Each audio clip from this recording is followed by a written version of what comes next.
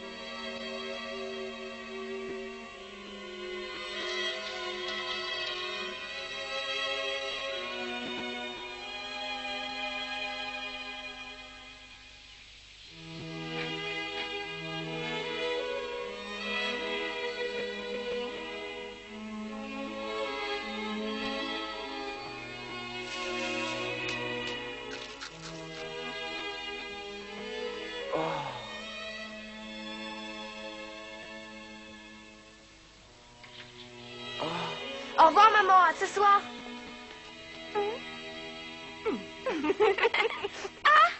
Ah!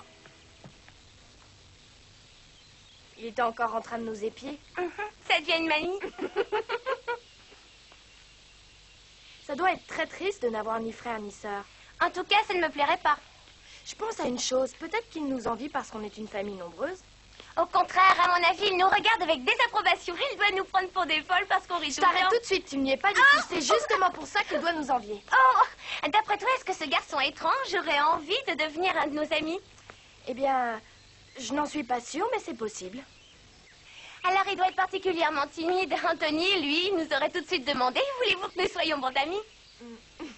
C'est vrai, il n'aurait pas hésité, il est tellement naturel. Oh, on peut pas être journaliste si on n'est pas ouvert et si on n'est pas quelqu'un entreprenant. Je me demande s'il est encore à Washington à l'heure qu'il est. J'en sais rien. Peut-être qu'il écrit un article sur le champ de bataille. Oh oui, il faut vraiment avoir beaucoup de courage pour être correspondant de guerre.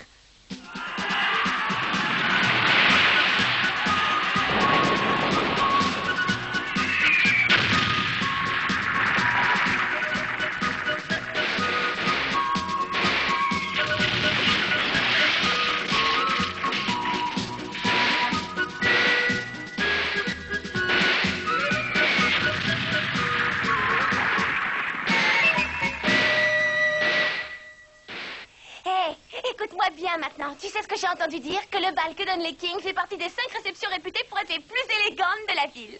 Oui, c'est fantastique. Mais je n'arrive toujours pas à croire que Sally ait demandé à Patty de m'inviter à cette grande soirée. Patty? Qui c'est Patty? Je la connais. Mais je t'ai déjà parlé de la fille aînée de Madame King.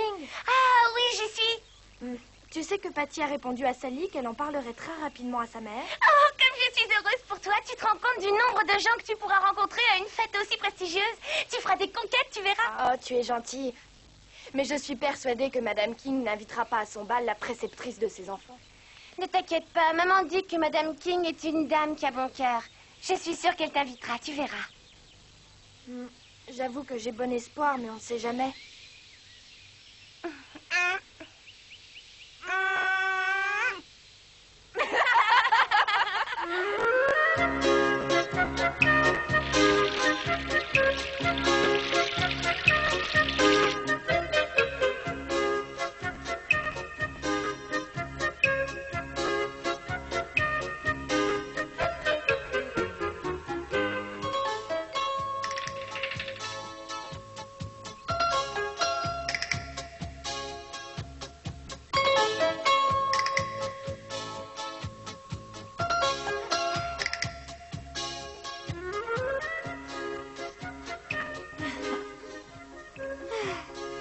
Pour la première fois de sa vie, l'idée de vengeance vient à l'esprit de Raymond. Oui, c'est ça. Venger sa chère Rosalie. Je n'ai pas pu lire grand-chose, mais ça paraît intéressant. Je suis navré de vous avoir dérangé, mademoiselle. Je vous en prie, asseyez-vous. Va-t'en, laisse-moi tranquille. Oh, pourquoi est-ce que tu te mets en colère? J'apprécie beaucoup tout ce que tu écris. Sors immédiatement de cette pièce. Oh là là, ce que nous sommes susceptibles. Écoute, notre tante adorée fait sa petite sieste quotidienne et je me suis bien gardé de la déranger. Ça ne t'ennuie pas si j'attends ici, pas vrai? Je te signale que la pièce d'à côté est vide. Je vais lire un livre, comme ça je ne te dérangerai pas, rassure-toi. J'arriverai pas à me concentrer. Comment va ta famille? Tout va bien dans ta nouvelle maison? Oui. J'imagine que vous avez dû vous faire quelques amis en ville. Oui. C'est fantastique. Tu sais, j'ai l'intention de vous rendre une petite visite très bientôt. Ah. J'ai compris, n'en rajoute pas. Je suis indésirable, c'est bien ça.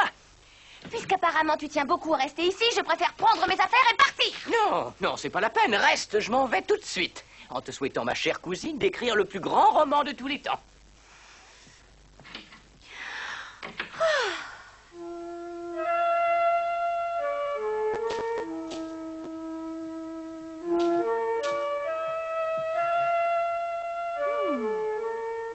Laissez-moi tranquille, laissez-moi tranquille. Je commence à être fatiguée de toujours t'entendre dire ça. Faites de beaux rêves, faites de beaux rêves. Oh, alors maintenant tu imites ma petite Jo? Faites de beaux rêves. Mais enfin, Polly, je viens juste de me réveiller. Oui, entrez. Oh, c'est toi, David? En voilà une drôle de surprise. Pourquoi, ma chère tante? Qui tu croyais que c'était? On ne t'a pas beaucoup vu ici ces derniers temps. Parce que je sais que tu ne te sens plus seule. Depuis que Jo vient te tenir compagnie, j'ai l'impression que vous vous entendez très bien toutes les deux. Oui, tu as raison. J'espère néanmoins que tu n'oublies pas que pendant très longtemps, je suis venu tous les jours. J'ai toujours su trouver un moment pour te voir. Ne t'inquiète pas, David, j'ai encore une excellente mémoire. J'en suis pas persuadé. Pourquoi? Ben, non, pour rien, si seulement tu savais combien je t'aime. Je suis certain que tu ne refuserais pas de rendre un petit service à ton neveu. Maintenant, tout est clair. Eh bien, après tout, tu t'es montrée très généreuse avec Jo et ses sœurs, n'est-ce pas, ma tante? Ces pauvres enfants avaient tout perdu. Tu sais aussi bien que moi que leur maison a été brûlée par l'armée sudiste. Je te dirais franchement que j'aurais bien voulu faire davantage pour elles. Mais Mary a gentiment décliné mon offre. Dans le fond, je regrette assez qu'elles soient aussi orgueilleuses. Mais tu leur as acheté des robes, ce n'est pas vrai? Si c'est vrai, je leur ai offert de ravissantes robes de bal. Mais c'est le seul cadeau que je leur ai fait jusqu'à maintenant. Ce n'est rien. Maintenant, écoute-moi, ma tante. J'ai un problème épouvantable et ce serait merveilleux que tu m'aides un peu. Si je ne m'abuse, il m'est arrivé de t'aider plus souvent qu'à mon tour. Tu te souviens certainement que j'ai investi tout mon argent dans une usine de textile. Ah oui, vraiment? Tu me l'as dit. Oui, et pour te résumer la situation, cette usine traverse en ce moment une période difficile. En d'autres termes, tu as besoin d'argent. Mais ma tante, eh bien, enfin oui, c'est ça, tu as toujours été claire et précise. Ah, Jo. Bravo, chère cousine, continue, tu es un petit génie. Ah, j'ai jamais vu notre tante de meilleure humeur. Tout le mérite te revient. Tu as le don de l'amadouer. Bravo.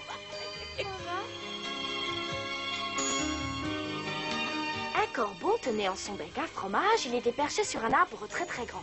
Quand tout à coup, sous l'arbre vint à passer un renard qui est comme chacun sait un animal très rusé. Le renard vit le corbeau qui se pavanait et se dit « Je dois m'emparer de ce fromage ». Il réfléchit quelques instants et il interpella le corbeau.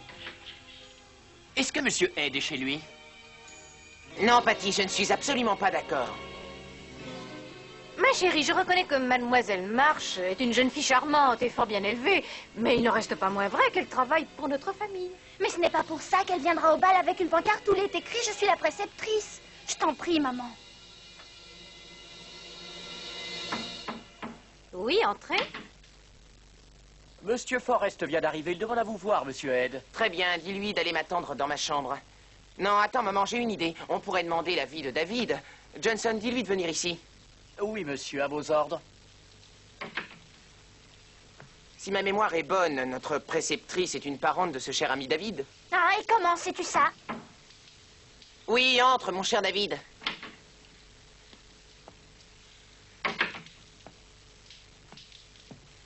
Mes hommages, Madame King. C'est un plaisir de vous revoir, Monsieur Forrest. Bonjour, Patty. Bonjour, David. Ça va, Ed? Bonjour, David, tu tombes vraiment bien. Nous étions en train de discuter d'un problème épineux. Nous n'arrivions pas à nous mettre d'accord et nous voudrions ton avis. Vas-y, assieds-toi. Bon, dans ce cas, dites-moi de quoi il s'agit. Allez-y, je vous écoute. Voilà, c'est très simple. Ma sœur vient de demander à maman d'inviter à notre bal Mademoiselle March, la préceptrice de Thomas et de Catherine. C'est bien une de tes parentes éloignées, je ne me trompe pas, n'est-ce pas? Non, tu ne te trompes pas, c'est effectivement une parente éloignée. Nous sommes cousins par alliance. Mais pourquoi inviter Meg précisément? Oh, voilà ce qui s'est passé. J'ai une excellente amie, Sally, qui a fait la connaissance de Meg et qui s'est liée d'amitié avec elle. Elle m'a donc demandé tout naturellement si je pouvais l'inviter également à notre réception. Hey, je vois. Est-ce que tu es sûr que Meg a véritablement envie d'assister à votre réception? Oui, d'après ce que Sally m'a dit, c'est l'évidence même. Oh, c'est assez compréhensible, tout le monde veut y assister. Parlez en toute franchise, Monsieur Forrest. À votre avis, on ferait une erreur si on invitait Mademoiselle March à notre bal? En fait, ce ne serait pas une erreur, mais... Mais quoi? Mais cependant, je ne vous conseille pas de le faire. Après tout, Meg est une de vos employées, madame. Qu'est-ce que je te disais? C'est bien mon avis aussi. Si pendant ou après la soirée quelqu'un venait à le découvrir, je crois que ce serait embarrassant pour tout le monde. Oui, ça ne fait aucun doute. Et qui plus est, je suis sûr et certain que la pauvre Meg n'a pas de robe assez élégante et habillée pour assister à un bal.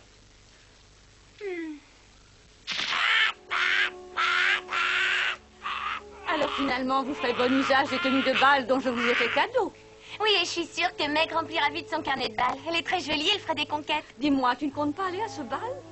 Bien sûr que non, je n'ai rien à voir avec les Kings, je les connais même pas. Je vois pas pourquoi ils m'inviteraient. J'ai